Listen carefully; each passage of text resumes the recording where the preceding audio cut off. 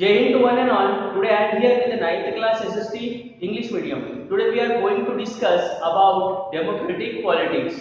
In our previous lecture we have discussed a lot about democratic politics. We have discussed about chapter number 1, it is democracy in the contemporary world. We have discussed a lot about restoration of democracy in Chile, about military coup of 1973 in Chile. Now we are going to discuss about democracy in Poland. So let's start. Let us turn to the another event this time from the Poland in 1980. At the time, Poland was ruled by the British United Workers Party. देखिए यदि हम Poland की बात करें 1980 की, तो यहाँ पर जो पार्टी रूल करती थी उस पार्टी का नाम था यूनाइटेड वर्कर पार्टी, जो कि एक कम्युनिस्ट पार्टी थी। ओके, और इसके अलावा ज्यादातर ईस्ट यूरोप के ज्यादातर हिस्सों में, ज्यादातर कंट्रीज के अंदर यही पार्टी रूल किया करती थी। ओके, और दूसरी पार्टी को अलाउ नहीं किया जाता था कि वो पॉलिटिक्स के अंदर हिस्सा ले। The people could not freely choose the leader of the communist party और द गवर्नमेंट। अब देखें, लोग फ्रीली चूज नहीं कर पाते थे गवर्नमेंट को, या कम्युनिस्ट पार्टी की जो लीडर है लोग उनको फ्रीली चूज नहीं कर पाते थे। Okay, those who spoke against the leaders of the party the government were put in the prison. यदि कोई व्यक्ति इस पार्टी के खिलाफ बोलता या गवर्नमेंट के खिलाफ बोलता तो गवर्नमेंट उनको जेल में डाल देती। Okay, the government in the Poland was supported and controlled by the government of Soviet union. अब जो पोलैंड में गवर्नमेंट थी वो किसके द्वारा कंट्रोल की जाती थी, या यूं कहना चाहिए यूनाइटेड वर्कर्स पार्टी किसके द्वारा कंट्रोल की जाती थी, तो वो सोवियत यूनियन के द्वारा कंट्रोल की जाती थी, जो कि एक वास्ट और पावरफुल कम्युनिस्ट स्टेट था। On 14 August 1980 the worker of lean shipyard in the city of the Gdańsk went on a strike. The shipyard was owned by the government. देखिए अब क्या हुआ, 14 अगस्त 1980 को जो वर्कर्स थे, वर्कर्स ऑफ लेनिन शिपयार्ड, जो Lenin shipyard के worker थे वो स्ट्राइक के ऊपर चला गए, है ना। ये कौन सी सिटी की बात है, ये गैडेंस्क सिटी की बात है। तो यहाँ के जो वर्कर है वो स्ट्राइक पे चले गए। अब ये जो शिपयार्ड था ये गवर्नमेंट के द्वारा ऑन किया जाता था, गवर्नमेंट के द्वारा चलाया जाता था। In fact all the factories and the big property in the Poland were owned by government. यदि हम गवर्नमेंट की बात करें तो ज्यादातर जो बड़ी बड़ी फैक्ट्रीज थी और इसके अलावा बड़ी बड़ी जो प्रॉपर्टीज थी वो गवर्नमेंट की ही थी। The strike began with a demand to take back the crane operator, a woman worker who was unjustly dismissed from the service. अब देखिए ये स्ट्राइक क्यों शुरू की गई थी कि एक वुमेन थी, एक क्रेन ऑपरेटर थी, जिनको के नौकरी से निकाल दिया गया था, अपनी जॉब से निकाल दिया गया था और उनके साथ अनजस्टिस हुई थी। Okay, the strike was illegal. अब देखिए ये स्ट्राइक इलीगल मानी जा रही थी। क्यों मानी जा रही थी? Because the trade union independent of the ruling party were not allowed in the Poland, क्योंकि पोलैंड के अंदर कोई ट्रेड यूनियन वगैरह नहीं थी। ओके, और रूलिंग पार्टी इस टाइप की जो स्ट्राइक वगैरह है इसको अलाउड नहीं करती थी। As the strike continued, a former electrician of the shipyard, Lech Walesa, joined the strike. अब देखें जब ये स्ट्राइक बढ़ती रही, मतलब शुरू में स्ट्राइक हुई, वर्कर्स ने स्ट्राइक की, जब ये स्ट्राइक बढ़ी और भी आगे बढ़ी तो यहाँ पर एक इलेक्ट्रिशियन थे, फॉर्मल इलेक्ट्रिशियन, जो कि इसी शिपयार्ड में काम किया करते थे, जिनका नाम था लेक वेलेसा। उन्होंने भी इस स्ट्राइक को ज्वाइन कर लिया क्योंकि इनको भी यही दुख था, इनको भी सर्विस से निकाल दिया गया था 1976 में इन्हें भी सर्विस से निकाल दिया गया था, क्योंकि इन्होंने भी हायर सैलरी की डिमांड करी थी। तो इन्होंने क्या किया, इस स्ट्राइक को ज्वाइन कर लिया और ज्वाइन करने के बाद में ये स्ट्राइक के एक बहुत बड़े लीडर के रूप में उभरे। The strike began to spread across the whole city. अब ये स्ट्राइक ने केवल शिपयार्ड ही नहीं बल्कि पूरी सिटी के अंदर ये फैल चुकी थी। Now the workers started raising larger demand. अब वर्कर ने जो अपनी डिमांड है उसको बढ़ा दी थी। अब सब अपने अधिकारों की और हक की बात यहाँ करने लगे थे। They wanted the right to form independent trade union। अब ये बात भी वर्कर्स वगैरह करने लगे थे कि हमारे को एक ट्रेड यूनियन बनाने का मौका दिया जाए और हमारी भी ट्रेड यूनियन होना चाहिए। They also demanded the release of political prisoners and end to the censorship on press। इसके अलावा उन्होंने ये भी डिमांड करी कि जो पॉलिटिकल प्रिजनर है, जो जेल के अंदर बंद है, उनको रिलीज करना चाहिए और जो प्रेस के ऊपर सेंसर लगाया गया है उस सेंसर को भी हटा लेना चाहिए। The movement became so popular that the government had to give in. The workers led by the Walesa signed a 21-point agreement with the government। आप देखें ये जो मूवमेंट थी वो इतनी ज्यादा पॉपुलर थी कि गवर्नमेंट को इसमें पीछे हटना पड़ा और इसके अलावा जो वर्कर्स और इनके जो लीडर थे वेलेसा, इनके और गवर्नमेंट के बीच में अनुबंध हो गया, 21 पॉइंट के ऊपर अनुबंध हो गया और इस तरीके से जो स्ट्राइक है वो एंड हो गई। The government agree to recognise the workers rights to form independent trade union. Government ने अनुमति दी कि आप ट्रेड यूनियन बनाइए अपनी, ओके। और जो वर्कर्स का जो राइट्स है, जो अधिकार है, वो गवर्नमेंट के द्वारा दिया जाएगा, ओके। इसके अलावा उनकी स्ट्राइक्स की जो राइट है वो भी रहेगी, जो स्ट्राइक करने की राइट्स होती है। After the Gaddon-Sykes Agreement was signed, a new trade union called Solidarity was formed. तो इस तरीके से जो Gaddon-Sykes एग्रीमेंट साइन हुआ, उसके बाद में एक ट्रेड यूनियन बनी, ओके, जिसको हम कहते हैं सॉलिडिटेरी। ये फॉर्म हुई, ये बनी। It was the first time that an independent trade union was formed in any of the communist state. ये पहली बार था दुनिया में कि कोई से कम्युनिस्ट स्टेट के अंदर ट्रेड यूनियन बनी थी। Within a year, Solidarity swept across Poland and had about 1 crore members.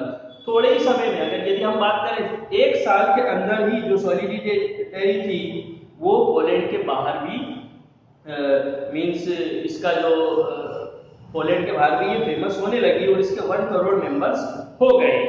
Revelations of the widespread corruption and mismanagement in the government made matters worse for the rulers. The government led by the General Jaruzelski grew anxious and imposed martial law in the December 1981। अब देखिए, हम बात करें यहाँ की जो government है वो बहुत ज्यादा करप्ट थी, तो कहीं ना कहीं लोगों के मन में गवर्नमेंट के प्रति गुस्सा बढ़ता जा रहा था। करप्ट गवर्नमेंट थी, गवर्नमेंट का जो मैनेजमेंट था वो सही नहीं था। उस जमाने के अंदर जो जनरल जेरुजेल्स्की थे वो बहुत ज्यादा इससे चिंतित हो गए कि लोगों का जो गुस्सा है वो बहुत बढ़ रहा है, और उन्होंने 1981 दिसंबर के अंदर मार्शल लॉ लगा दिया। अब आपको पता है जब मार्शल लॉ लगता है तो लोगों के जो अधिकार है वो छीन लिए जाते हैं। बहुत सारे जो सॉलिडिटेरी मेंबर थे उनको जेल के अंदर डाल दिया गया, क्योंकि जो ये सॉलिडिटेरी मेंबर थे ये आवाज उठा रहे थे गवर्नमेंट की करप्शन के खिलाफ, मिसमैनेजमेंट के खिलाफ, ओके। इसके अलावा ज्यादातर जो उनकी फ्रीडम है वो छीन ली गई। Freedom to organise, protest and express opinion was taken away, है ना। Freedom to organise and protest and express opinion, ये जो 3 तरह की उनकी फ्रीडम है ये छीन ली गई। Another way of strike again organised by solidarity began in the 1988। अब सॉलिडिटेरी के जो मेंबर्स थे उन्होंने 1988 के अंदर एक नए सिरे से नई तरीके की, नई तर्ज की स्ट्राइक शुरू करी। This time the Polish government was weaker. अब जो पोलिश गवर्नमेंट थी, मतलब पोलैंड की जो गवर्नमेंट थी, इस बार ये वीकर थी, कमजोर थी। The support from Soviet union uncertain and economy was in decline.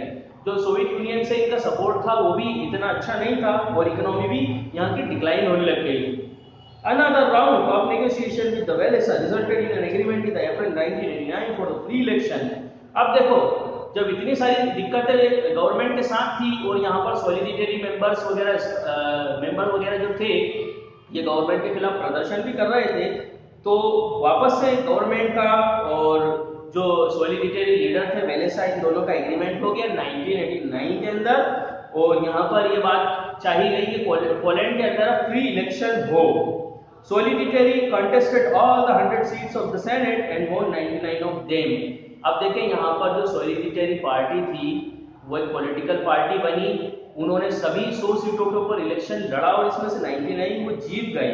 In October 1990 Poland has the first presidential election. इस तरीके से 1990 अक्टूबर में पोलैंड के अंदर पहले प्रेसिडेंशियल इलेक्शन हुए जिसमें एक से ज्यादा पार्टी ने हिस्सा लिया। अभी तक एक ही पार्टी हिस्सा ले रही थी और वेलेसा को प्रेसिडेंट चुन लिया गया पोलैंड का, ओके। तो हमने देखा कि किस तरीके से पोलैंड के अंदर डेमोक्रेसी रीस्टोर हुई। अब हम देखते हैं 2 features of democracy. We have read 2 different kind of real life story. देखिए, हमने अलग अलग 2 रियल स्टोरी अभी हमने देखी है। एक तो आज हमने पोलैंड की स्टोरी देखी, इसके पहले हमने चीन की स्टोरी देखी थी हमारे प्रीवियस लेक्चर के अंदर। तो हम इन दोनों को कंपैरिजन करते हैं कि किस तरीके से इसमें जो हमारी जो डेमोक्रेसी वो रिस्टोर हुई। The story from the Chile was a democratic government led by the Allende being replaced by the non-democratic military of the Pinochet. देखो, ये आपको मालूम है, जो हमने पहले वाले लेक्चर में हमारे जो स्टोरी देखी थी उसके अंदर जो डेमोक्रेटिक गवर्नमेंट थी एलेंडे की, उसको हटा के एक नॉन डेमोक्रेटिक गवर्नमेंट बना दी गई थी। पिनोचेट ने नॉन डेमोक्रेटिक या मिलिट्री गवर्नमेंट बना दी थी, ओके, फिर उसके बाद में वहां पर डेमोक्रेसी रिस्टोर हुई, क्योंकि लोग डेमोक्रेसी को भूले नहीं थे। डेमोक्रेसी कहीं ना कहीं एक सही तरीका है जिससे लोगों को अधिकार मिलते हैं। In the Poland we tracked the transition from a non democratic government to a democratic government. इसके अलावा हमने पोलैंड में एक स्थिति देखी कि एक नॉन डेमोक्रेटिक गवर्नमेंट थी, मतलब पॉलिटिकल पार्टी तो थी लेकिन सिंगल पॉलिटिकल पार्टी थी, तो उसको फुल्ली डेमोक्रेटिक कंट्री नहीं कह सकते। तो किस तरीके से एक नॉन डेमोक्रेटिक स्टेट बना और डेमोक्रेटिक फॉर्म ऑफ गवर्नमेंट बनी, जिसके अंदर वेलेसा को प्रेसिडेंट बनाया गया। Let us compare the two non democratic government in this stories. तो अब देखिए हम दोनों को कंपेयर करते हैं। There were many differences between Pinochet rule in Chile and communist rule in Poland. Pinochet rule in Chile और कम्युनिस्ट रूल इन पोलैंड दोनों में बहुत डिफरेंट है। Chile was ruled by military dictator. Chile को काय के द्वारा रूल कर लिया गया? मिलिट्री डिक्टेटरशिप के द्वारा। और पोलैंड को रूल किया गया था पॉलिटिकल पार्टी के द्वारा। The government of Poland claimed that it was ruling on behalf of working classes. Poland की गवर्नमेंट का कहना था कि हम तो जो वर्किंग क्लासेस हैं, यहाँ पर जो लोग काम करने वाले हैं, उनके बिहाफ के ऊपर रूल कर रहे हैं, मतलब उन्होंने हमें चुना है। Pinochet made no such claim. Pinochet ने ऐसा कोई क्लेम नहीं किया था।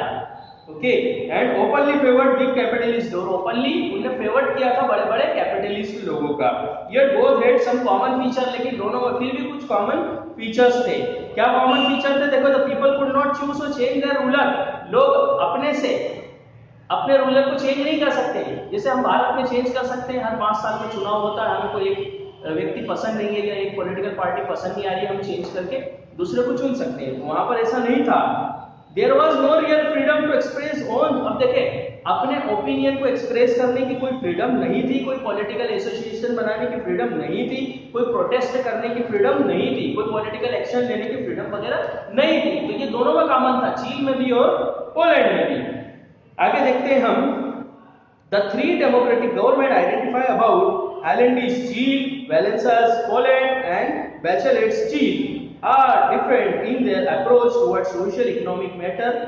अब देखिए, अगर हम तीनों गवर्नमेंट की बात कर लें, जो एलेंडे के टाइम पे चील था, या वेलेसा के टाइम पोलैंड था, और बैचेलेट के टाइम जो चील था, तो इन तीनों के जो है अलग अलग सोशल इकोनॉमिक एस्पेक्ट्स वगैरह सब अलग अलग, सोशल इकोनॉमिक्स अप्रोच वगैरह इन तीनों के समय अलग अलग थे। Allende prefer government control on big industries and economy. जो एलेंडे है वो चाहते थे कि गवर्नमेंट का बड़ी बड़ी इंडस्ट्रियों के ऊपर कंट्रोल रहे और इकोनॉमी के ऊपर कंट्रोल रहे।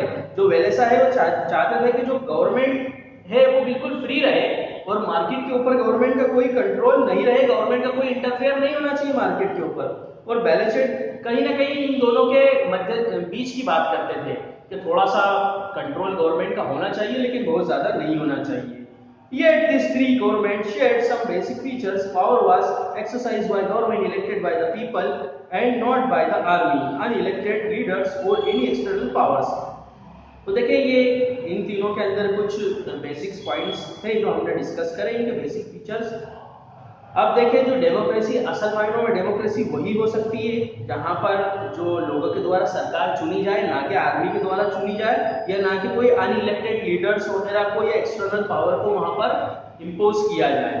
Okay, the people enjoy some basic political freedom. Political, सही मायनों में पॉलिटिकल कंट्री वही होती है जहां पर जो लोग हैं कुछ बेसिक पॉलिटिकल फ्रीडम को एंजॉय करें। From this 2 stories let us draw a rough way to identify democracy. अब आप इन दोनों स्टोरी आपने देखी, अब आप एक रफ स्केच ड्रॉ करिए अपने माइंड में कि व्हाट इज डेमोक्रेसी, डेमोक्रेसी होती क्या है। हम डेमोक्रेसी के बारे में डिटेल में अगले लेसन के अंदर देखेंगे, लेकिन आप एक रफ स्केच बनाइए, थोड़ा सोचिए कि व्हाट इज डेमोक्रेसी। इंडिया के बारे में भी सोचिए कि इंडिया में किस तरीके से हर 5 साल के अंदर इलेक्शन होते हैं और हम हमारी गवर्नमेंट को चुनते हैं। ये सब आप देखते होंगे, न्यूज चैनल्स वगैरह पर सुनते होंगे, न्यूज़पेपर में पढ़ते होंगे। तो एक रफ स्केच अपने माइंड में डेमोक्रेसी का बनाइए। वो डेमोक्रेसी से रिलेटेड जो चीजें हैं वो ज्यादा क्लियर आपको चैप्टर नंबर 2 में होगी। Okay, democracy is the form of government that allow people to choose their rules in democracy. देखिए, थोड़ी सी अगर मैं डेमोक्रेसी का आपको डेमो दूं तो यहाँ पर डेमोक्रेसी ऐसी गवर्नमेंट होती है जो लोगों को, यहाँ यानी वहाँ के जो नागरिक होते हैं उनको अधिकार देती है कि वो अपनी गवर्नमेंट को चुने। और डेमोक्रेसी में क्या होता है, जो पीपल होते हैं वो लोगों को, जो लोग होते हैं वो गवर्नमेंट को चुनते हैं। Okay, people have freedoms to express view. Freedom, जो लोग होते हैं लोगों के पास में कुछ बेसिक अधिकार होते हैं ओके, कुछ राइट्स होती फंडामेंटल, जैसे to express view, to freedom to organise, अपने व्यू को एक्सप्रेस करना, ऑर्गेनाइजेशन बनाना, इसके अलावा फ्रीडम टू प्रोटेस्ट, यदि गवर्नमेंट कुछ गलत करती है तो उनको प्रोटेस्ट करने का अधिकार होना चाहिए, स्ट्राइक वगैरह करना, प्रोटेस्ट करना, धरना देना। We shall come back to this question in the chapter number 2। अब इसके बारे में हम डिटेल के अंदर चैप्टर नंबर 2 में पढ़ेंगे। तो आज के लिए बस इतना ही, कल से हम पेज नंबर 8 से स्टार्ट करेंगे, changing map of democracy. Okay, अब आप ये दोनों स्टोरी को आज रीड करेंगे, ये आपका होमवर्क है। मीन्स डेमोक्रेसी इन चीन, रिस्टोरेशन ऑफ डेमोक्रेसी, और इसके अलावा डेमोक्रेसी इन पोलैंड और 2 फीचर्स ऑफ डेमोक्रेसी, इन दोनों का कंपैरिजन भी आप रीड करेंगे। तो आज के लिए इतना ही, बाकी का जो वर्क है आपका वो कल कंटिन्यू किया जाएगा पेज नंबर 8 से। जय हिंद, जय भारत।